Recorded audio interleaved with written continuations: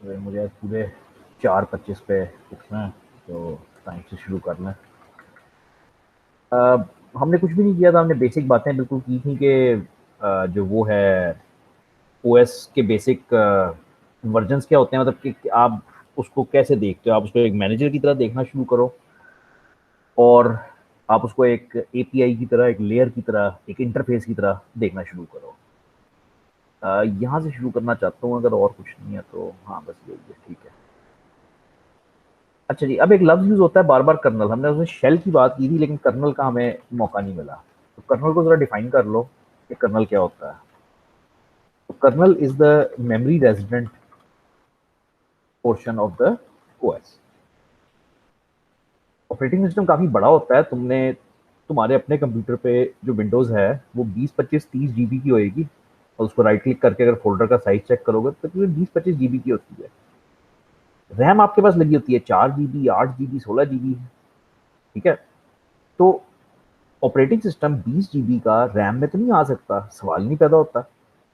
RAM तो थोड़ी सी होती है बिल्कुल। तो उसका कुछ पोर्शन, कुछ हिस्सा उस ऑपरेटिंग सिस्टम का मेमोरी में आता है। उस हिस्से को कर्नल बोलते हैं। ये वो हिस्सा है जो हर वक्त सिस्टम को चलाने के लिए रिक्वायर्ड है, और यही बेसिकली कर्नल को आप स्टडी करते हो इस पूरी किताब में। कर्नल के डिफरेंट मॉड्यूल्स स्टडी करते हो, ठीक है? तो पढ़ोगे आगे जाके, it is composed of different modules. मतलब इसमें मेमोरी मैनेजर होता है, सीपीयू मैनेजर होता है, आगे डिफरेंट मॉड्यूल्स होते हैं, डिस्पैचर होता है, शेड्यूलर होता है। ये सब आपका कोर्स में है ना, ये सब आपने पढ़ना है कि आपने कर्नल के मॉड्यूल्स ही पढ़ने हैं। यही एक्चुअली इनफैक्ट आपका कोर्स है।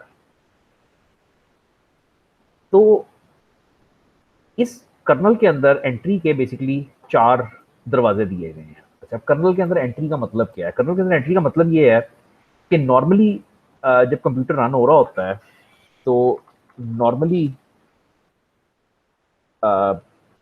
Computer is running in user mode. ये पिछली बार भी हमने बात की थी कि जितने प्रोग्राम्स चल रहे होते हैं, word, excel, chat, internet, whatever, जो भी चल रहा है वो ज्यादातर यूजर मोड में चल रहा है। यूजर मोड का मतलब क्या? Not in kernel mode. लेकिन जब भी किसी यूजर प्रोग्राम को जरूरत पड़ती है कुछ ऑपरेटिंग सिस्टम से काम करवाने की, तो वो कर्नल मोड में जाने की रिक्वेस्ट करता है। मतलब वो कर्नल के अंदर आने की कोशिश करता है, वो कर्नल का कोड एग्जीक्यूट करने की कोशिश करता है। कर्नल सिक्योर है, उसके अंदर कोई नहीं घुस सकता।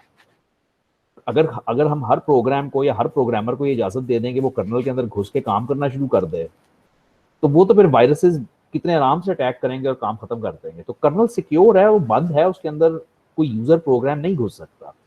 यूजर प्रोग्राम अपने मोड में काम करता है और काम करता रहता है। लेकिन जब उसको जरूरत पड़ती है कर्नल से कुछ करवाने की, कुछ रिक्वेस्ट करने की, कुछ करने की, तब वो कर्नल से रिक्वेस्ट करता है। इस कर्नल के अंदर 4 दरवाजे हैं। There are 4 doors to enter the kernel. Basically 4 रास्ते हैं कि तुम कर्नल के अंदर एंट्री ले सकते हो, इसके अलावा नहीं ले सकते, ठीक है? इसमें से जो आपकी किताब में सबसे इंपॉर्टेंट है वो सिस्टम कॉल है। इसके अलावा ट्रैप्स हैं, इंटरप्ट्स हैं जो आप पहले से जानते हो, आपने असेंबली में इंटरप्ट्स पढ़े थे, वही इंटरप्ट्स हैं। सिस्टम कॉल, ट्रैप, इंटरप्ट, और बस यही है, सिग्नल्स होंगे। तो ये 4 रास्ते हैं कर्नल के अंदर एंट्री के। जो 3 तेज तेज करने हैं वो मैं तेज तेज कर देता हूँ। तो इंटरप्ट्स आपने पढ़े हुए हैं। एक सिग्नल आता है सीपीयू को, वो उसके against IVT interrupt vector table में जाता है, फिर वहां से आईएसआर इंटरप्ट सर्विस रूटीन को चलाता है। वही सारा कुछ जो असेंबली में था, ठीक है? तो that was one way to enter kernel code. Traps usually errors होते हैं। ट्रैप्स को ज्यादातर एरर्स कहते हो। तो जब कुछ ऐसे एरर्स होते हैं जिसमें ये होता है, मतलब कुछ ऐसे सॉफ्टवेयर के एरर्स आते हैं जिसमें जरूरत पड़ती है कि एक minute, hello.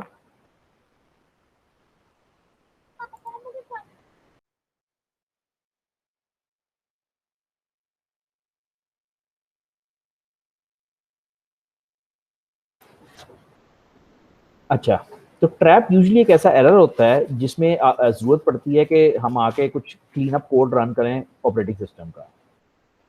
Signal is literally a signal to a running program. Signal और इंटरप्ट बेसिकली एक ही तरह के होते हैं। सिग्नल ये होता है कि अगर जैसे मतलब एक जैसे तुम्हारी डॉस के अंदर कोई प्रोग्राम चल रहा है और ये चलता जा रहा है और इसको तुमने रोकना है, तो तुम कंट्रोल सी करते हो।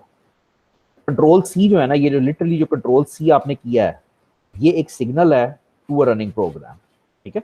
तो सिग्नल्स आर बेसिकली एक रनिंग प्रोग्राम को कमांड देने का एक रास्ता है। ये तीन चीजें बस एक एक लाइन में करके छोड़ देना। जो हमने इस किताब में बहुत ज्यादा डिटेल में पढ़ना है वो सिस्टम कॉल्स है कि सिस्टम कॉल्स क्या होती हैं, ठीक है। System calls are like function calls to execute kernel code. बिल्कुल जिस तरह से तुम हाई लेवल प्रोग्रामिंग लैंग्वेजेस में फंक्शंस कॉल करते हो ना, जैसे सी आउट का फंक्शन कॉल कर देते हो, पता नहीं कोई कोई भी मतलब कोई एपीआई कॉल करते हो, कोई फंक्शन कॉल करते हो जो कुछ काम करता है, तो सिस्टम कॉल बिल्कुल उसी तरह से है, लेकिन फर्क ये है कि इसके अगेंस्ट कर्नल का कोड एग्जीक्यूट होता है, ठीक है। और वक्त के साथ साथ हम इसको बहुत सारी हमने ये पढ़नी है। System call can be thought of like this, ये काफी अच्छा तरीका है। ये जो लाइन है ना, ये जो डार्क रंग की लाइन है, ये डार्क लाइन बेसिकली एक लेयर है जो यूजर लेवल और कर्नल लेवल के दरमियान में। नीचे वाला लेवल कर्नल लेवल है, ऊपर वाला लेवल यूजर लेवल है। कोई भी एक प्रोसेस, उम्मीद है मुझे कि मैंने प्रोसेस पिछली बार डिफाइन किया होगा, लेकिन process is a program in execution, क्योंकि किताब के हर सफे पे लफ्ज आना है इसलिए ये क्लियर होना चाहिए। प्रोग्राम हार्ड डिस्क पे होता है, डेड होता है, पड़ा होता है, एक डिस्क के ऊपर एक चीज पड़ी होती है, वो प्रोग्राम होता है। जब आप उसको एग्जीक्यूट करते हो, रन करते हो, उसमें जिंदगी डालते हो, तो उसको प्रोग्राम नहीं कहते, प्रोसेस कहते हैं। आपने अगर ये चीजें नहीं देखी हुई तो आप अपना टास्क मैनेजर देखोगे तो उसके अंदर जो पहली टैब ही है वही प्रोसेसेस है, यही यही वो प्रोसेसेस हैं जो रन टाइम पे एग्जीक्यूट कर रहे हैं। इसके बारे में डिटेल्स देखनी हो तो डिटेल्स के टैब में जाया करो, और यहाँ पे इन प्रोसेसेस के बारे में तुम्हें उसका स्टेटस पता चलेगा, यूजर नेम, मेमोरी कितनी इस्तेमाल कर रहा है, सीपीयू क्या है, ये सब कुछ यहाँ से पता चलता है। तो एक प्रोसेस खुशी खुशी एग्जीक्यूट कर रहा होता है यूजर स्पेस में, कोई मसला नहीं, कर्नल से कोई लेना देना नहीं। लेकिन अगर वो कर्नल के पास जाना चाहता है तो उसको सिस्टम कॉल करनी पड़ती है। अब ज्यादातर तो सिस्टम कॉल डायरेक्टली करेगा, लेकिन अगर आप हाई लेवल लैंग्वेज में बैठे हो तो ज्यादातर ये होता है कि हाई लेवल लैंग्वेज कहती है कि मेरा फंक्शन कॉल करो, यानी सी प्लस प्लस कहेगी कि मेरी मेरी लाइब्रेरी का कोई फंक्शन कॉल करो, और फिर वो लाइब्रेरी का फंक्शन सिस्टम कॉल करेगा। आपने सी प्लस प्लस में एक चीज पढ़ी थी, एफ ओपन, याद है आपको क्या करता था? सी प्लस प्लस में आपने एफ ओपन पढ़ा था, तो ये फाइल ओपन होती, हाँ एग्जैक्टली, टेक्स्ट फाइल ओपन करता था। अब एफ ओपन जो है ना, ये सी प्लस प्लस का फंक्शन था, जो एक लाइब्रेरी कॉल कह सकते हो जिसको। एक्चुअली एफ ओपन बजाते खुद कुछ नहीं करता, वो नीचे ओपन की सिस्टम कॉल देता है। यानी एफ ओपन तो जाके फाइल ओपन नहीं कर सकता, वो सिंपली एक सिस्टम कॉल करता है ओपन की, और ये सिस्टम कॉल वो है जो एक्चुअली जाके फाइल ओपन करती है। तो ये वाला मैकेनिज्म है कि या तो प्रोसेस डायरेक्टली सिस्टम कॉल कर ले, जो हम इसी तरह किया करेंगे, या तुम लैंग्वेज के थ्रू आ जाओ, तुम्हारी मर्जी है। खैर whenever system call is made, system switch करता है, यूजर मोड से स्विच करता है कर्नल मोड में, ये लाइन के इस तरफ आ गया है, और अब उसके अगेंस्ट कुछ कर्नल कोड एग्जीक्यूट होएगा। फॉर एग्जांपल अगर मैंने ओपन की सिस्टम कॉल की है तो ओपन के अगेंस्ट जो भी कोड होएगा, जो फाइल ओपन करेगा, उसका कोड एग्जीक्यूट होएगा। ये राइट साइड वाली चीजें इग्नोर कर दो, अभी आगे जाके वो होएगा। बट ये कॉन्सेप्ट अपने दिमाग में बिल्कुल क्लियर रखोगे, तुम्हारा प्रोसेस या तुम्हारा कोड यूजर स्पेस में एग्जीक्यूट कर रहा है, and when it wants to go into kernel, उसका कुछ कोड एग्जीक्यूट करवाने के लिए तो तुम्हें एक सिस्टम कॉल करनी पड़ती है। System calls are like function calls, totally function calls की तरह। तो अभी थोड़ा इस्तेमाल करोगे तो और ज्यादा बात क्लियर होएगी। अच्छा, ये वाला हिस्सा जो है ना बहुत सख्त जरूरी है, ये जो अभी जितनी बातें हैं ये हमारी जान नहीं छोड़ेगा। अगला हिस्सा इतना सख्त जरूरी नहीं है, ये बस पढ़ लो खुद ही तो बेहतर है, मैं करवा देता हूँ। वैसे ये ऑपरेटिंग सिस्टम स्ट्रक्चर्स हैं, जिस तरह से मतलब सॉफ्टवेयर इंजीनियरिंग के अंदर सॉफ्टवेयर लिखने के डिफरेंट मेथड्स होते हैं, डिफरेंट तरीके से स्ट्रक्चर से सॉफ्टवेयर बना सकते हो, उसी तरह ऑपरेटिंग सिस्टम की कहानी है। अब ये मैं लिखूंगा नहीं क्योंकि बहुत अच्छा लिखा हुआ है इधर। सबसे सिंपलेस्ट होता है monolithic structure, this basically means no structure in this के, हाँ ये the operating system code has no structure. तो सिंपल या मोनोलिथिक स्ट्रक्चर उस वक्त इस्तेमाल होता है जब ऑपरेटिंग सिस्टम छोटे होते हैं और उसमें कोई ज्यादा आपको वो करने की जरूरत नहीं होती,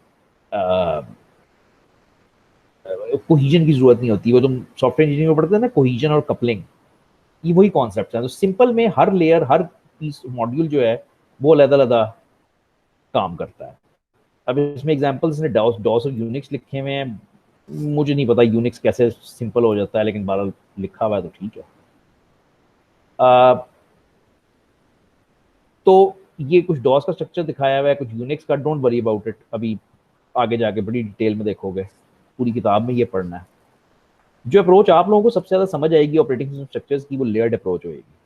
जिस तरह से आपको सॉफ्टवेयर इंजीनियरिंग पढ़ाती है कि पहले यूजर लेयर बनाओ, फिर डेटाबेस लेयर बनाओ, फिर बिजनेस लॉजिक बनाओ, फिर बीन्स बनाओ, आपको ही सिखाया जाता है एज अ डेवलपर कि भाई आपने लेयर्स में सॉफ्टवेयर लिखनी है और हर लेयर एक दूसरी लेयर के साथ बात करती है। तो ये बिल्कुल वही है। अगर ऑपरेटिंग सिस्टम एक लेयर्ड तरीके से लिखा गया है तो वो लेयर्ड अप्रोच पे आएगा। अच्छा, इसमें बेसिक रूल्स वही हैं सारे जो मतलब प्रोग्रामिंग के जो हैं कि आउटर लेयर जो है वो इनर लेयर्स को इस्तेमाल करती है, फिर इनर लेयर्स उससे अंदर वाली लेयर्स को इस्तेमाल करती है, लेकिन हर लेयर एक्चुअली दूसरी से इंडिपेंडेंट होती है।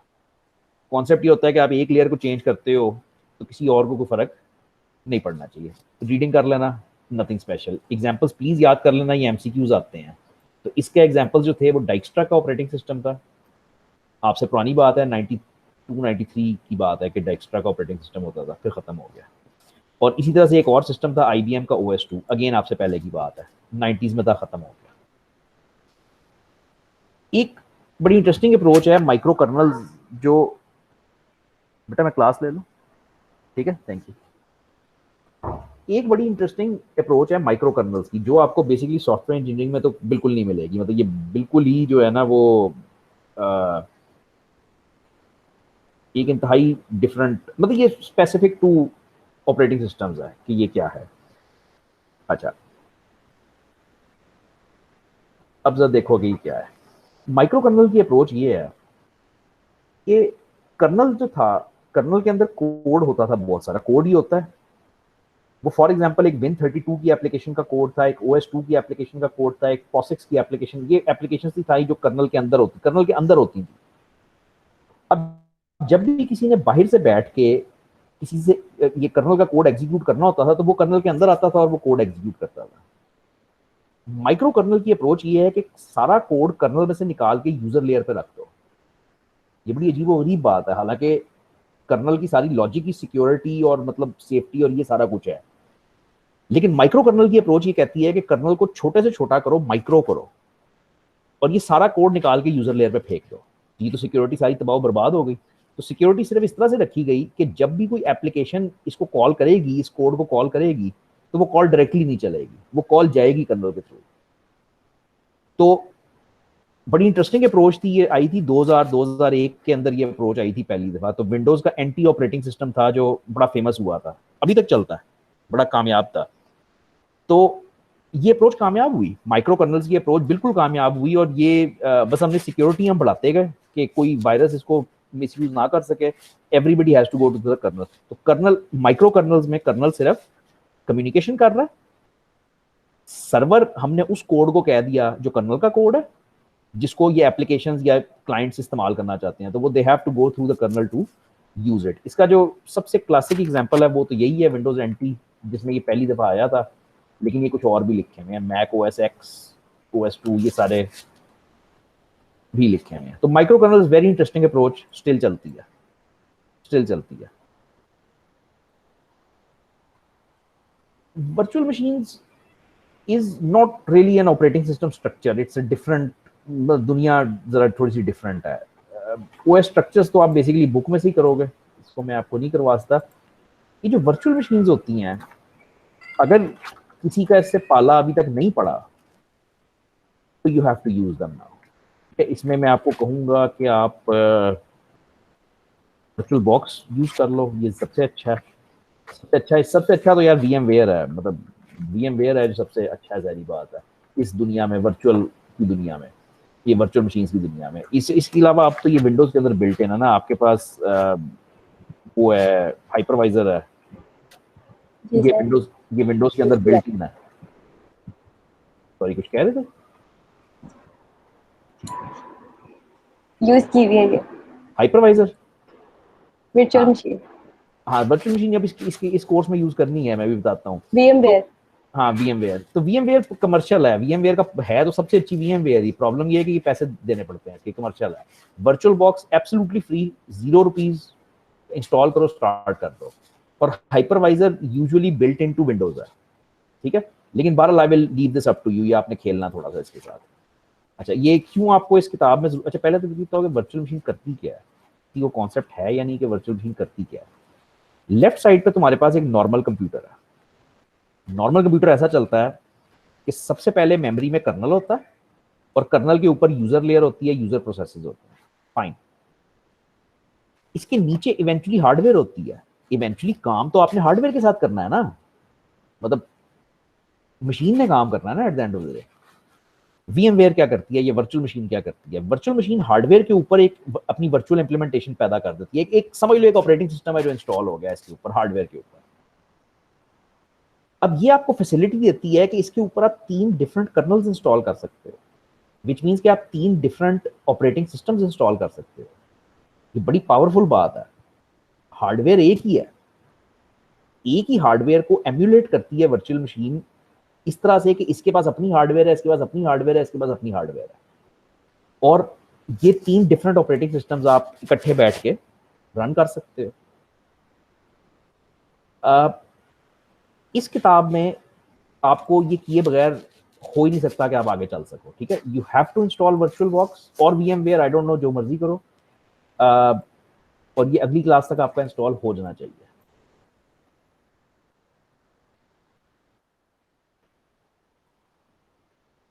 अब आप सबके पास मेरा ख्याल है विंडोज चल रही है, तो सबके पास विंडोज 10, 7, 8 चल रही है। तो उस विंडोज 7, 10, 8 के ऊपर आप वर्चुअल बॉक्स इंस्टॉल करोगे, ये अब आपको फैसिलिटी देगा कि इसके अंदर आप एक नया ऑपरेटिंग सिस्टम इंस्टॉल कर सकते हो। तो इंस्टॉल आपने करना है यूबंटू इन द VM, ठीक है।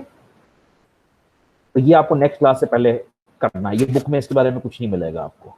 नाम मैंने बता दिए, गूगल करो, डाउनलोड करो, इंस्टॉल करो, और जब ये इंस्टॉल हो जाए तो इसके अंदर यूबंटू का ऑपरेटिंग सिस्टम इंस्टॉल करो। सॉरी, यूबंटू अगर किसी को नहीं पता तो ये क्या है यार, लिनक्स जो है ना, ये इस वक्त साइड पे चले जाएंगे हम बहुत, थोड़ा सा ठहर जाओ, मैं करता हूँ बात इस पे, लेकिन बात अगर ना भी करूँ तो ये काम आपको नेक्स्ट टाइम करके आना है। There is another way of doing it, there is another way of doing it कि आप अपनी विंडोज उड़ा दो और अपने पीसी पे यूबंटू इंस्टॉल कर लो। ये एक दूसरा रास्ता है। आपकी असाइनमेंट्स यूबंटू पे है सारी। यूबंटू एक ऑपरेटिंग सिस्टम है लिनक्स का, और आपकी असाइनमेंट्स यूबंटू पे बननी है, विंडोज में नहीं बन सकती।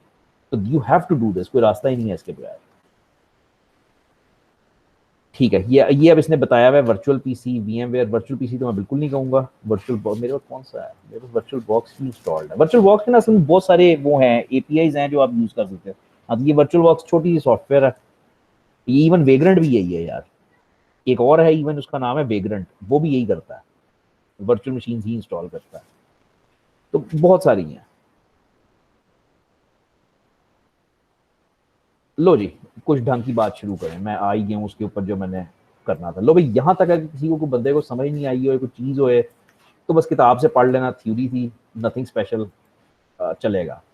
सर, जी, मैं मैक यूज करती हूँ, मैंने विंडोज वर्चुअलाइज की हुई है। जबरदस्त। विंडोज की जरूरत क्यों पड़ती है तुम्हें, कुछ सॉफ्टवेयर के लिए? जी, हाँ, कुछ डेस्कटॉप, पैरेलल डेस्कटॉप। हाँ तो ठीक है, कुछ ऐसी सॉफ्टवेयर होती हैं जिसके लिए आप वो करते हो। तो बस आपके लिए तो ये बिल्कुल ही इंतहाई बच्चों वाली बात है। अब आपने सिर्फ ये करना है कि आपने अपनी विंडोज नहीं उड़ानी, आपने एक नई मशीन बनानी है जिसके अंदर आपने यूबंटू बना देना। थोड़ी सी हिस्ट्री, ये 3 लफ्ज अभी इस्तेमाल हुए हैं हमारी छोटी सी कॉन्वर्सेशन में। विंडोज का लफ्ज इस्तेमाल हुआ है, मैक की उसकी ओएस की वर्जन कौन सी है? Let's say Mac OS x, हालांकि बहुत पुराना है, इमेजिन की ये यूज हो रहा है, ठीक है। इसके अलावा एक लिनक्स नाम की बला है, और इसके अलावा एक यूनिक्स नाम की बला है। दुनिया में ऑपरेटिंग सिस्टम्स को 15-20 थे, लेकिन फिर आहिस्ता आहिस्ता सारे फेल होते गए, टूटते गए, गिरते गए, झड़ते गए। पहले ये होता था कि हर हार्डवेयर वाला अपना ऑपरेटिंग सिस्टम बनाता था। IBM वाले अपना बनाते थे, तोशिबा वाले अपने बनाते थे। HP का बहुत फेमस ऑपरेटिंग सिस्टम था, HP का। एप्पल का अभी तक है, एप्पल वाले अभी तक बना रहे हैं, ठीक है ना। तो पहले यही होता था कि हर हार्डवेयर वेंडर जो है वो अपना OS खुद लिखता था। लेकिन फिर आहिस्ता आहिस्ता ये हुआ कि दुनिया दो कैटेगरीज में बट गई, या विंडोज आ गई या एप्पल आ गया या मैक ओएस आ गया।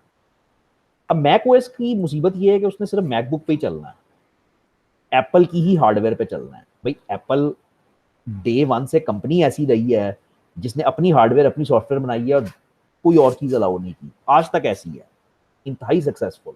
ठीक है, तो लेकिन वो इट्स ये this is not a good example because you can not really use it anywhere else ना। तुम मतलब मैक ओएस को तुम किसी और आईबीएम के लैपटॉप पे नहीं इंस्टॉल कर सकोगे, ये प्रॉब्लम है। तो इसको जरा डिस्कशन से आउट रखो, ठीक है। तो डिस्कशन बेसिकली होएगी विंडोज की और लिनक्स की। अच्छा, why not Unix? Unix, because I don't think you will ever use it. Unix is a server side OS which is very very expensive. मैं और आप इसको अफोर्ड नहीं कर सकेंगे, ठीक है। Linux is the free version of Unix, ठीक है। तो यूनिक्स को भी हम अपनी डिस्कशन से साइड पे रखेंगे बिकॉज हम उसको हाथ ही नहीं लगा सकेंगे, सीधी सी बात है, पहुंच ही नहीं सकेंगे वहां। तो हमारी डिस्कशन होगी विंडोज और लिनक्स के ऊपर, ठीक है जी। डिस्कशन करें जी, विंडोज किसने लिखी थी?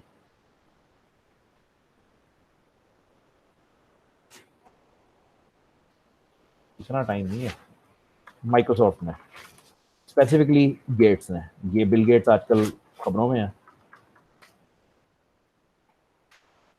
अब अकेला हो गया बेचारा। तो प्रोग्रामर था बिल गेट्स, अभी भी प्रोग्रामर है। तो ये प्रोग्रामर था जिसने 80s के अंदर डॉस लिखी और 90s के अंदर उसको विंडोज में कन्वर्ट कर दिया, ठीक है। Windows is an expensive, considered an expensive OS. इसका लाइसेंस जो है वो 400, 500, 600, $700 का होता है एक लाइसेंस, ठीक है। And it's proprietary, you have to buy the licence. आप ये जिस तरह से मैं और आप यूज कर रहे हैं इसको क्रैक करके, वो तरीका नहीं है इसको यूज करने का, इलीगल है, अरेस्ट हो सकते हैं हम इस बात पे। इंडिया में हुए हैं, इंडिया में बहुत सारे अरेस्ट हुए हैं। असल में Pakistan is such a small market कि वो बॉदर नहीं करता है, लेकिन कभी ना कभी करेंगे। खैर, बहरहाल Windows is considered an expensive OS. इसकी कीमत देख लेना मार्केट में क्या है इस वक्त, कि अगर तुम विंडोज खरीदने जाओ। और it considered a poor operating system technically, considered a poor operating system because the poorest, actually सबसे जो माठा है वो विंडोज है, ठीक है। तो why is it considered poorest? इसमें इश्यूज हैं यार, सिक्योरिटी के, स्टेबिलिटी के। किसी को रैंसमवेयर आया होता है, किसी को वायरस आया होता है, किसी को वर्म्स आए होते हैं। तो it's a horrible operating system. इसमें मतलब सिक्योरिटी बहुत आराम से ब्रेक होती है, स्टेबल नहीं है। स्टेबल तो हर बंदे ने देखा हुआ है ना, हर बंदे को अपनी वो विंडोज बार बार रीस्टार्ट करनी पड़ती है अगर वो फंस जाए एंड सो ऑन। तो स्टेबिलिटी का ये मतलब है। भाई एक ऑटो पायलट पे जहाज उड़ रहा है, बोइंग 747 उड़ रहा है, उस पर आप विंडोज को मतलब क्या करोगे? रीइंस्टॉल, वो दोबारा बूट तो नहीं ना कर सकते, तो जहाज गिर जाएगा। तो ये दिस इज नॉट मतलब वो। अब गेम सारी इनकी क्या है, गेम मार्केटिंग है कि वो यूजर की टेबल तक पहुंचाया है सबको, और बड़ा खैर इंटरेस्टिंग एक वो है। Linux on the other hand, अच्छा ये by the way Bill Gates ने लिखी होगी अराउंड 80s to 90s में। एक्चुअली इसकी एग्जैक्ट डेट नहीं है क्योंकि 80s में उसने डॉस लिखनी शुरू की और उसको आहिस्ता आहिस्ता 90s में विंडोज बना दिया। लिनक्स जो है ये वाज रिटन बाय एलेक लाइनस, स्वीडिश था आई बिलीव ये बंदा। आई थिंक ये बंदा स्वीडिश था। इसका मुझे यकीन नहीं है कि था या नहीं। तो जिस बात का मुझे यकीन है वो ये है कि he wrote this as a 5th semester assignment of BScs। BScs कर रहा था, 5वें सेमेस्टर में एक असाइनमेंट मिली उसको, और उसने उस असाइनमेंट के जवाब में ये ऑपरेटिंग सिस्टम लिख के दिया, ठीक है। वेरी इंटरेस्टिंग पर्सनैलिटी, सिरका हुआ बंदा है, बिल्कुल हिला हुआ है, नट लूज है इसका। तो अगर आप यूट्यूब पे इसकी वीडियोस देखो तो आप परेशान हो जाओगे कि मतलब इस किस्म का बंदा है, वाकई हिलावा बंदा है, ठीक है। खैर हमें क्या, तो इसने लिनक्स लिखी। अब लिनक्स इसने लिखी as an open source project. यहाँ पे ना दुनिया बिल्कुल बदल रही है। विंडोज और माइक्रोसॉफ्ट प्रायोरिटी थे, वो प्रोप्राइटरी थे, अपना सारा कोड छुपा लेते थे, लॉक कर देते थे और फिर आपको लाइसेंस बेचते थे $500 का। भैया विंडोज का कोड खोल सकते हो? नहीं, सवाल ही नहीं पैदा होता। मैं आपको बड़ा छोटा सा एग्जांपल देता हूँ। ये ऊपर टास्क बार है, इसको उठा के तुम राइट पे ले जा सकते हो, इसको उठा के तुम, ये ना कहना कि नहीं ले जा सकते, तो इसी को उठा के तुम नीचे ले जा सकते हो, और इसको उठा के लेफ्ट पे ले जा सकते हो और ऊपर ले जा सकते हो। 4 जगह हैं। अगर मैं तुम्हें कहूँ कि इस टास्क बार को सेंटर में ले आओ, तो तुम नहीं ला सकते, बिकॉज माइक्रोसॉफ्ट ने तुम्हें वो इजाजत नहीं दी थी। अब नॉर्मली ये होता है कि सॉफ्टवेयर डेवलपर कोड खोलता है और कोड खोल के उसके कोड में चेंजेस करता है ताकि मैं इसको सेंटर में ले आऊं, खत्म बात। तो विंडोज का कोड कहां से खोलोगे? वो खोलने नहीं देते। तो विंडोज का कोड सिक्योर हुआ हुआ, लॉक हुआ हुआ, पीछे खोल के देख ही नहीं सकते, तो चेंज करना तो दूर की बात। लिनक्स इज ओपन सोर्स, इसका कोड अवेलेबल है। हर प्रोग्रामर इसका कोड खोल के उसमें एडिटिंग करके उसको अपने हिसाब से ऑपरेटिंग सिस्टम को एडजस्ट कर सकता है, ठीक है ना, फुली कस्टमाइजेबल। अब because it is open source, because it is open source, lot of developers worked on this over the years, and hence there are many different flavors of Linux right now. ये मुश्किल नहीं है बात समझना। अगर मैं एक ओपन सोर्स कोड दे दूं, तुम्हें दे दूं, एक किसी और को दे दूं, तीसरे बंदे को दे दूं, हर बंदा अपने अपने हिसाब से उसमें चेंजेस करेगा और वो नए एक वर्जन निकाल देगा लिनक्स के। और यही हुआ है लिनक्स के साथ, ठीक है। तो इस वक्त जो मोस्ट फेमस वर्जन हैं, एक तो ये यूबंटू ही है, इसमें बेसिकली तुम्हें गुई मिल जाता है ना। इसके अलावा जो क्या कहना चाहिए, यूबंटू कमर्शियल नहीं है यार। यूबंटू बार बार मैं तुम्हें इसलिए कह रहा हूँ कि तुम्हारी असाइनमेंट्स में तुम्हारी मदद करता है और गुई है। अब कमर्शियल साइड पे जाते हो तो यू हैव रेड हैट, ठीक है, यू हैव सेंटोस। ये इस वक्त जो मार्केट कैप्चर है वो रेड हैट और सेंटोस पे है, ठीक है, कमर्शियल साइड पे। इसके अलावा you have Kali. Kali hackers use करते हैं मेनली, हैकर्स का वर्जन है, मतलब, और मैनी अदर्स यार, फिडोरा है, ठीक है, मतलब यकीन करो बहुत बहुत ही ज्यादा है, ठीक है ना। ये सिर्फ वो हैं जो फेमस हुए हैं, उसके अलावा जो फेमस नहीं है, जो मतलब बस बंदे ने अपने लिए लिखे हैं, वो तो उसकी तो लिमिट ही कोई नहीं है ना। खैर, हमें इसमें से फिलहाल यूबंटू चाहिए और बाकी नहीं चाहिए। और बाय द वे ये सब जो है ना, ये कमांड लाइन ऑपरेटिंग सिस्टम्स हैं, ये सब रेड हैट, सेंटोस, फिडोरा, इनमें गुई कोई नहीं है। Purely CLI based. CLI का पिछली बार मतलब बताया था ना, कमांड लाइन इंटरफेस, शेल की जो बातें की थी। तो मैं इस वक्त आपको अगर दिखाऊं, दिखा भी सकता हूँ वैसे, पता नहीं मेरे पास एक्सेस है या नहीं इस वक्त। मैं एक दफ़ा बस ट्राई करूंगा, अगर हो गया तो।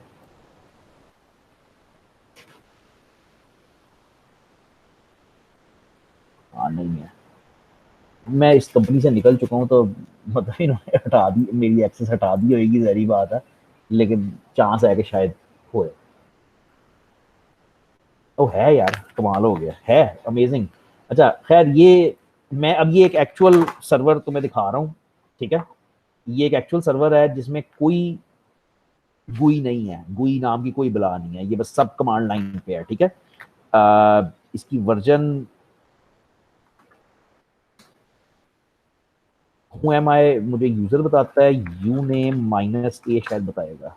हाँ, -a मुझे बताता है। तो ये मुझे बता रहा है कि मेरा ऑपरेटिंग सिस्टम कौन सा चल रहा है। तो लिनक्स का ऑपरेटिंग सिस्टम है ये, उसकी वो है एग्जैक्ट वर्जन लिनक्स का, ये वाला है x86 64 GNU लिनक्स, जो भी है। मतलब ये उसने मुझे बिल्ड बता दी है, जैसा विंडोज की बिल्ड होती है ना, बिल्ड 10 चल रही है, 9 चल रही है, उस तरह इसकी बिल्ड होती है।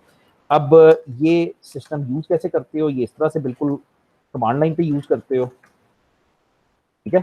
और मतलब इस पे कमांड्स दे दे के आप इस पे काम करते हो। मतलब बस अब इस पे ज्यादा वो कर नहीं सकता, लेकिन अपने दिमाग में से ये विजन निकाल दो, ये आइडिया निकाल दो कि ऑपरेटिंग सिस्टम ऐसा होता है जो आप विंडोज बचपन से इस्तेमाल करते हैं। नहीं, नॉट एट ऑल। एक्चुअली ये रियल ऑपरेटिंग सिस्टम है ही नहीं, ये तो सिर्फ यूजर फ्रेंडली है, अनाड़ियों के लिए बनाया हुआ है। एक अंदाजे के मुताबिक दुनिया के 75% of web servers in the world are Linux. Windows सिर्फ अनाड़ियों के लिए बनाई हुई है, यूजर एंड यूजर के लिए बनाई हुई है। प्रोग्रामर के लिए और बैक एंड वाले बंदे के लिए विंडोज का कोई ताल्लुक नहीं है दूर दूर तक। कोई सर्वर विंडोज पे नहीं चल रहा होगा जो प्रॉपर वेब सर्वर होंगे। अब ये जो मैंने तुम्हें सर्वर दिखाया है, ये बेसिकली कोलंबिया में एक मोबाइल कंपनी का सर्वर है, ठीक है। वो जो मोबाइल से जब आप कॉल करते हो तो कॉल एक जगह जाती है, खंबे को वो सारा कुछ लॉग हो रहा होता है, ये उसका सर्वर है, तो इट्स लिनक्स बेस्ड, ठीक है। तो नाउ पूरी किताब आपकी बेसिकली लिनक्स के ऊपर ही है। अच्छा, अब लिनक्स और यूनिक्स सेम बात। यूनिक्स को हम हाथ नहीं लगा सकेंगे, इट्स टू एक्सपेंसिव, ठीक है, हम नहीं पहुंच सकेंगे वहां तक। तो लिनक्स के साथ हम पहुंचेंगे, खेलेंगे, और विंडोज के साथ हम पहले ही खेलते हैं। और अगर किसी के बंदे के पास एप्पल की हार्डवेयर है तो वो चौथे के साथ भी खेल सकता है। अच्छा, ये जो मैक ओएस एक्स है ना, ये दोनों के दरमियान में है, विंडोज और लिनक्स के। ये सिक्योर भी है, विंडोज से बहुत बेहतर है, शेल सिक्योर है इसकी, वायरसेस कम आते हैं, अटैक्स कम होते हैं। लेकिन लिनक्स जितनी नहीं है, मतलब लिनक्स के ऊपर वायरस का लफ्ज नहीं है, लिनक्स के अंदर एंटीवायरस नहीं होता, जरूरत ही नहीं होती, मतलब वो इतना सिक्योर है कि वो, बल्कि वो इस्तेमाल होता है बाकी दुनिया में हैक करने के लिए, तो उल्टी गंगा बहती है। खैर, ये बड़ी लंबी कहानी हो गई है। हमने सीखना है कि यूनिक्स लिनक्स में हम काम कैसे कर सकते हैं, ठीक है। अब काम कैसे सीखना है, कमांडें हैं, हर चीज तो कमांड है, तो कमांड लिख लिख के आपने काम करना है। तो बिल्कुल जिस तरह से आपकी विंडोज में नहीं होता कि विंडोज में एक पाथ होता है कि सी ड्राइव है, उसके अंदर एक फोल्डर है, उसके अंदर एक, मतलब सी ड्राइव है, उसके अंदर एक फोल्डर है, उसके अंदर एक फोल्डर है, तो ये एक हायरार्किकल फाइल सिस्टम होता है विंडोज में। एग्जैक्टली इसी तरह लिनक्स में होता है, ठीक है। और जो सबसे ऊपर डायरेक्टरी होती है ना, उसको रूट डायरेक्टरी कहते हैं। यानी जो सबसे ऊपर, ये जिसको आप सी ड्राइव कहते हो ना, जैसे ये आप रूट डायरेक्टरी कहलाती है लिनक्स में, इसको फ्रंट स्लैश से दिखाते हैं, ठीक है। मैं अगर यहाँ पे एक फ्रंट उस पर जाता हूँ, अच्छा, अब ये अगर आप देखोगे, ये बेसिकली लिखने का अंदाज ये है कि ये टाइम लिखा हुआ है, ये सर्वर का नाम लिखा हुआ है, और ये मेरी लोकेशन लिखी हुई है कि मैं इस वक्त कहाँ बैठा हुआ हूँ। तो मैं इस वक्त बैठा हुआ हूँ फॉरवर्ड स्लैश में, जिसको रूट डायरेक्टरी बोलते हैं। सारी फाइल्स इसके नीचे होंगी, ठीक है। अच्छा, अब हाँ, ये this is a good example. तो जब आप लिनक्स का कोई वर्जन इंस्टॉल करते हो, तो जिस तरह विंडोज में बहुत सारी फाइल्स इंस्टॉल हो जाती हैं, इसमें भी हो जाती हैं। इसमें बिन, डेव, होम, एस बिन, ये सारा फोल्डर्स इंस्टॉल हो जाते हैं। इसमें फोल्डर का लफ्ज नहीं इस्तेमाल करते, इसमें लफ्ज इस्तेमाल करते हो डायरेक्टरी का, लेकिन है वही जो विंडोज का फोल्डर है। तो ये सारी फोल्डर्स इंस्टॉल हो जाते हैं, डायरेक्टरीज इंस्टॉल हो जाती हैं, फिर डायरेक्टरी के अंदर डायरेक्टरीज, जिस तरह आप विंडोज में, जिस तरह आपको आदत है, और आप चलते जाते हो आगे। जब आपने पाथ लिखना होता है ना, पाथ बताना होता है, तो उसके दो रास्ते होते हैं। पाथ क्या होता है, आपने मुझे बताना है कि भाई यहाँ तक जाना है, इस एलएमएस तक जाना है, जो भी है, तो वो आप मुझे कहोगे कि सी ड्राइव में जाओ, फिर टीएनके में जाओ, फिर फलाने फोल्डर में जाओ, फिर फलाने फोल्डर में जाओ। ये पाथ है। पाथ दो किस्म के होते हैं, रिलेटिव और एब्सोल्यूट। एब्सोल्यूट पाथ नेम हमेशा हमेशा हमेशा फॉरवर्ड स्लैश से स्टार्ट करता है, फॉरवर्ड स्लैश से, यानी रूट डायरेक्टरी से। और रिलेटिव पाथ हमेशा आपकी होम डायरेक्टरी से स्टार्ट करता है। होम डायरेक्टरी बड़ी स्पेशल चीज है, होता ही, बल्कि इतनी, अगेन विंडोज के साथ ही कंपेयर करूं तो आपको जरा इजी लगेगा। ये क्या है, ये सी यूजर्स का फोल्डर है। तो इसमें इस कंप्यूटर के जितने यूजर्स हैं, उनका एक होम फोल्डर बना हुआ है। ये माजिद का होम फोल्डर है। अब मेरे पास कोई और एक्चुअल यूजर नहीं है, लेकिन टेम्प है फॉर एग्जांपल, तो टेम्प का एक यहाँ पे फोल्डर बना, ये this is my home folder. इसको टिल्डा के निशान से दिखाते हैं। होम फोल्डर जो है वो टिल्डा के निशान से दिखाते हैं। दो निशान आपके लिए अभी तक इंपॉर्टेंट हो गए, forward slash is root directory, and tilde, ये टिल्डा होता है, इज योर होम डायरेक्टरी, ठीक है, टिल्डा।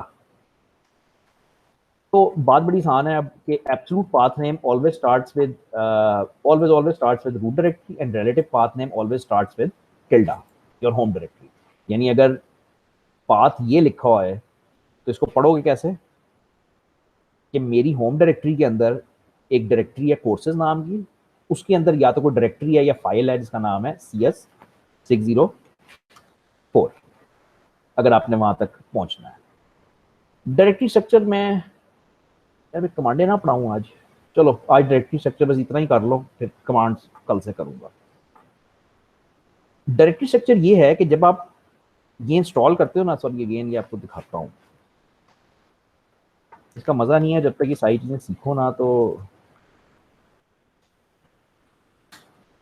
ये तो एक्चुअली एक लाइव सर्वर है, तो इस लाइव सर्वर में रूट डायरेक्टरी में ये सारी चीजें पड़ी हुई हैं। एक सिंपल टोटका आपको बताता हूँ, अगर पहला हरफ ये डी है तो ये डायरेक्टरी है, अगर पहला हरफ डी है, अगर डी नहीं है खाली है तो वो फाइल है। ठीक है, तो जब आप ये बनाते हो तो इसके अंदर बहुत सारी ये डायरेक्टरीज आती हैं, वार की, बूट की, सर्व की, लिब की, माउंट, ओपीटी, होम, ये सब सिस्टम की डायरेक्टरीज हैं। यानी व्हेन यू इंस्टॉल लिनक्स ये सारी खुद ब खुद इंस्टॉल हो जाती हैं। तो रूट डायरेक्टरी तो जाहिर बात है इंस्टॉल होती है, यही तो पेरेंट है जहां से सारा कुछ स्टार्ट होना है। अच्छा, then you have something called bin. ये बिन किधर था, ये बिन। बिन स्टैंड्स फॉर बाइंडरीज। बाइंडरीज आपकी एग्जीक्यूटेबल्स होती हैं। विंडोज के अंदर तुम्हें पता है कि तुम्हारी 3 किस्म की फाइलें एग्जीक्यूट करती हैं, एक्जी, कॉम और बैट। यानी अगर तुमने तो नहीं किया होगा, लेकिन हम जब बाजार से सीडी खरीद के लाते थे किसी गेम की या किसी चीज की, उसको आगे कंप्यूटर में डालते थे तो अब वो पूरी फाइलें खुल जाती थी, अब पता नहीं होता था क्या करना है। तो हम उसके अंदर से एग्जीक्यूटेबल फाइल ढूंढते थे, कोई बैच फाइल ढूंढते थे, कोई एक्जी फाइल ढूंढते थे कि इससे चलाएंगे तो गेम चल पड़ेगी। ठीक है, तो बिन लिनक्स के अंदर holds your binaries, executable files. Boot नाम से जाहिर है, इसके अंदर बूटिंग फाइल्स होती हैं, कर्नल की अपनी फाइल्स होती हैं। कभी भी मुझे नहीं पता कि इसके अंदर आपको जाने की जरूरत पड़ेगी। Dev is a very important place. Dev भी होएगी इधर, ये डेव पड़ती है। ठीक है, तो dev is very very important. Dev stands for device files.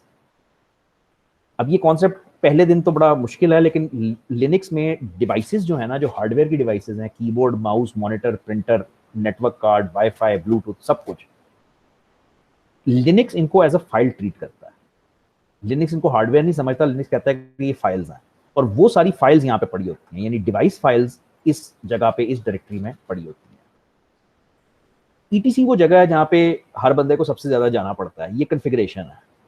जिस तरह विंडोज का कंट्रोल पैनल है ना, क्योंकि ये भी मैं दिखाता हूँ आपको, तो मैं ईटीसी के अंदर जाता हूँ, तो आपको ज्यादा ना भी समझ आ रहा है, कम से कम इतना तो समझ आ रहा है ना कि ये मेरी, मैं इस वक्त बैठा हुआ था रूट डायरेक्टरी में, अब मैं आ गया हूँ ईटीसी के अंदर। ठीक है, तो ईटीसी के अंदर आके मैं कहूंगा कि मुझे ये दिखाओ। अब ये सारी कॉन्फ़िगरेशन फाइलें हैं।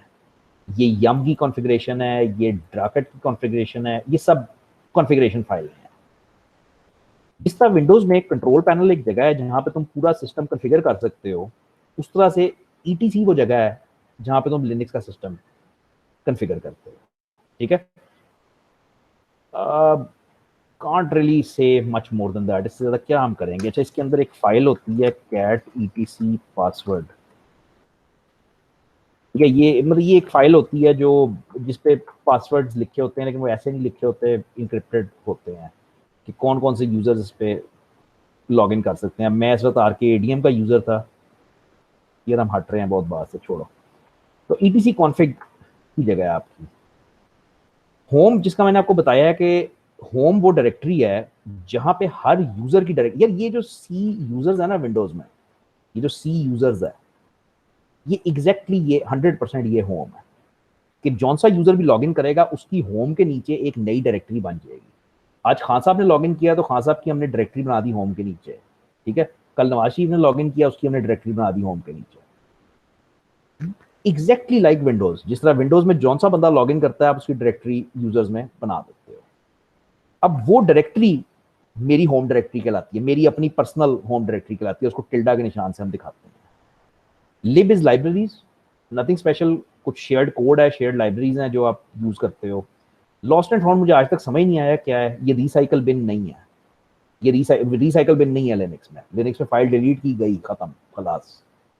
लॉस्ट एंड फाउंड लिखा किताबों में ये हुआ है कि भाई अगर सिस्टम क्रैश करता है तो कुछ फाइल इसके अंदर स्टोर हो जाती है। मैंने कभी नहीं आज तक इसका यूजफुल इस्तेमाल देखा।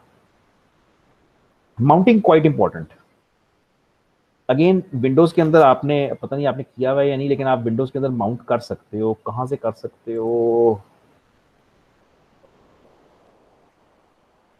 अच्छा, बाकी ये तो उसमें क्यों नहीं आ रहा था, पता नहीं उसमें क्यों नहीं आ रहा था। बल ये जो टैब है ना माय कंप्यूटर में, ये जो add network location map network drive, in fact ये मैप नेटवर्क ड्राइव एग्जैक्टली वो है जो माउंटिंग है, ठीक है। अब माउंटिंग, अगर ये मैं चीजें इसलिए बता रहा हूँ कि किसी को अगर ये आता है तो उसको माउंटिंग 1 सेकंड में समझ आ जाएगा, लेकिन अगर नहीं आता तो फिर इंतजार करोगे जब तक हम वो टॉपिक पढ़ेंगे माउंटिंग का, तब ये बात बनेगी। तो mounting is use for mounting file points different file systems. OPT is quite interesting. अगर विंडोज का मैं इसको एग्जांपल दूं तो ये विंडोज की प्रोग्राम फाइल्स है। जिस तरह विंडोज की प्रोग्राम फाइल्स में जाके सॉफ्टवेयर इंस्टॉल होता है ना, इस तरह इधर ओपीटी के अंदर यूजर प्रोग्राम्स एप्लीकेशंस इंस्टॉल होती है। proc is a process directory. अच्छा, प्रोसेस डायरेक्टरी क्या होती है? You should know by now कि आपको इतना पता चल गया होगा कि प्रोसेस क्या होता है, ठीक है। अब मैं ये एक कमांड है टॉप की, आज नहीं कल पढ़ेंगे। तो जो आपका विंडोज का वो था ना टास्क मैनेजर, ये वो है। ये आपको बता रहा है कि मेरे पास इस वक्त कितने सीपीयूज लगे हुए हैं, 19.6% पहला सीपीयू इस्तेमाल हो रहा है, दूसरा इतना इस्तेमाल, वॉट एवर यार, ठीक है। ये मेमोरी की डिटेल्स बता रहा है कि रैम कितनी लगी हुई है, क्या है। और मोस्ट इंपॉर्टेंटली ये वो लिस्ट ऑफ प्रोसेसेस है जो इस वक्त चल रही है, एग्जैक्टली वैसे ही जैसे टास्क मैनेजर में था। टास्क मैनेजर में भी ये था कि प्रोसेस, टास्क मैनेजर में जरा गुई है, खूबसूरत सा है, इसमें जरा टेक्स्ट के ऊपर है बस, लेकिन फर्क कोई नहीं है। ये भी आपको बता रहा है कि कितना सीपीयू इस्तेमाल कर रहा है, कितनी मेमोरी इस्तेमाल कर रहा है, और एक्चुअली इस वक्त इसकी जान निकली हुई है सिस्टम की। 86% सीपीयू एक एप्लीकेशन इस्तेमाल कर रही है, विच इज टू मच, ठीक है। टॉक एक डायरेक्टरी होती है जिसमें इन प्रोसेसेस का वर्चुअल इमेज पड़ा होता है। ये बड़ा अजीब कॉन्सेप्ट है। बेसिकली जब कंप्यूटर को हाइबरनेट करते हो तो वो एक प्रोसेस का पूरा इमेज डिस्क पे स्टोर हो जाता है ना, तो विंडोज के अंदर तो वो हाइबरनेट की फाइल में स्टोर होता है, यहाँ पे ये प्रॉक के अंदर आ जाता है। रूट इज, ये बस ये इसको ना पढ़ के बड़ा बड़ा हाईलाइट कर लो। ये जो रूट का फोल्डर है, this is not to be confused with the root directory. Root directory बड़ी मौजज चीज है, ये जो फॉरवर्ड स्लैश है। और ये रूट जो है ये कुछ और है, ये सुपर यूजर अकाउंट के लिए यूज होता है शायद ही कभी। देखो, एस बिन पढ़ लेना, नथिंग स्पेशल।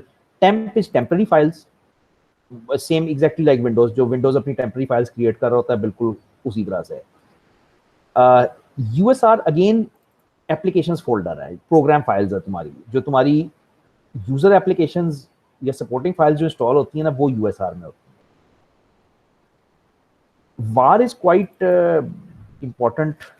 cd var नहीं, cd/var। var के अंदर ना बहुत सारे लॉग्स पड़े होते हैं, मेनली लॉग्स पड़े होते हैं, सिस्टम के लॉग्स पड़े होते हैं कि जो सिस्टम की मॉनिटरिंग और उस हिसाब से चल रहा होता है। मैं बहुत ज़्यादा डिटेल में चला गया हूँ, आपको बस इसमें से एक एक दो दो लाइनें चाहिए हर एक की कि कौन सी डायरेक्टरी क्या करती है। इस टॉपिक में से एमसीक्यूज आते हैं, वो छोटे छोटे से एमसीक्यूज आते हैं लेकिन गंदे होते हैं। कि वो कहता है कि भाई कौन सी डायरेक्टरी है जिसमें वेरिएबल डेटा फाइल्स पड़ी होती हैं, और वो आगे 4 नाम लिखे होंगे। तो ये थोड़ा सा रटा लगाना पड़ेगा। वैसे कोई भी लिनक्स का यूजर हो तो उसको ये खुद ब खुद याद हो जाएंगी। 3-4 महीने इस्तेमाल करोगे, लिनक्स की याद होनी शुरू हो जाएंगी खुद ब खुद, ये क्या करती है। बल्कि इस वक्त आपको एज अ स्टूडेंट इसको थोड़ा सा याद करना पड़ेगा। लो भाई, यहाँ पे मैं रुकूंगा। मुझे आप अब टाइम दें वेंसडे का, ठीक है। मेरी सैटरडे की क्लासें गई हैं ना, ये वाली गई हैं। हाँ जी, वेंसडे 4:30 बजे आप मुझे टाइम दे देते हैं? जी। हाँ, बस याद रखना वेंसडे